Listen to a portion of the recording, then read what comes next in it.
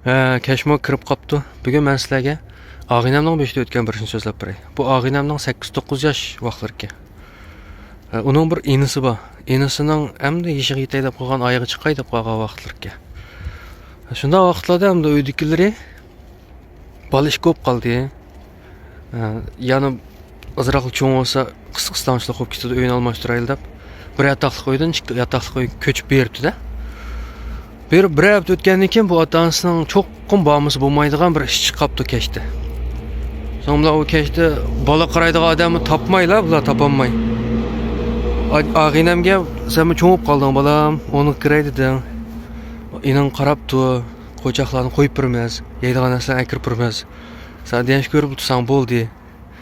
Fkan yig'lab bunday qilib qolsa, akiltib yeydigan narsalarni berib qo'ysang bo'laverdi. Gaz, baz birinlar chekilmay Deniş görüp oturup tuğuncuma balam dep tapılap 2 so'mdek pul tutqizib buningga. Ketibdi otansi. Ketgan 2 so'm bilan bu ham kichik val deniş görüşdi ya xo'shallik bir ish bu. Qo'chaq ko'rib o'tiribdi. O'tasa tuyuqsizlar shu denishning keynidan deydi. Bir qop-qora qo'l. Ndo chiqib, işte kirkitdi. Qop-qora qo'l deydi. Buni ko'rib bu og'inam degan qo'rqib yig'lab otansiga telefon qilibdi. "Voy dada opa. Bu keyin denishning keyinda bir odam bor o'xshaydi. Qo'li qop-qorga qo'lini chiqarib kirgizyapti. Qo'rqib ketib borma, tez qaytib kelinglar" deb yig'lab telefon qilibdi. Buni ota-onasi axlab ansiraytda, nima deganlar kichik bola. Guldirlab yugurib qaytib kelibdi. Qaytib kelib, "Voy nima bo'ldi?" desa, "O'mishda bir qo'l. Bu denishning keyinda mushta kirib chiqyapti. Qarayanmayaptimi?" debdi. Dadisi "Voy balam, nima deydigan deb denishlarni o'rib ko'stib qo'yibdi. Buna keyin deyishim yo'q. Xato ko'rib qolgan o'xshaysa. Qo'chaqdagi bir nimani ko'rib qolgan o'xshaysa" deb. Yani shundan bilan bu hamda ashta o'xshaydi deblar bu og'inam. O'tkazibdi o ishni. Lekin u ish o'tib ketgan bilan bu fuksi shu kundan boshlab kechda yig'laydigan bo'libdi-da, kech yig'laydi. Aniken to'la o'milab yig'layotganda, u yoq o'milaydi, bu yoq o'milaydi, ammo yig'lab turib o'milaydi. Kichik bolalar ham kulib o'milaydi odatda vaqtlarda.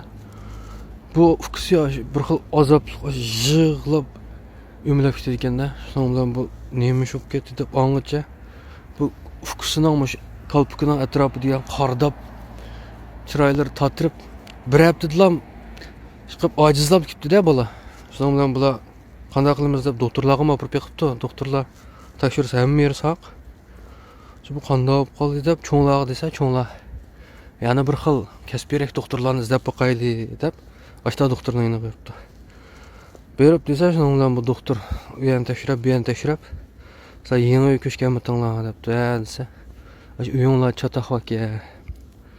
Sizlar ko'chib bo'lgan uyda ashta bir nimadan 3-4 baka kichik bolalarga" dedi. Kichik bolalari balonlarni minib o'ynaydi bo'zaq qilib, sizlar yo'q vaqtda kashlari minib bo'zaq qilib 3-4 tang minib elib, shu kichik bola chidamay shunga yig'lab ketdi. Manda qilsanglar o'ngshildi deb gapirdi. So'ngan bular bo'ldi deb o'sha doktorning degani chiqsa, rost deganda bolam olsa qo'yib qoladi ekan. Ankanda qo'l ko'rinadigan undaq ishlarmi yo'qolib ketdi ekan.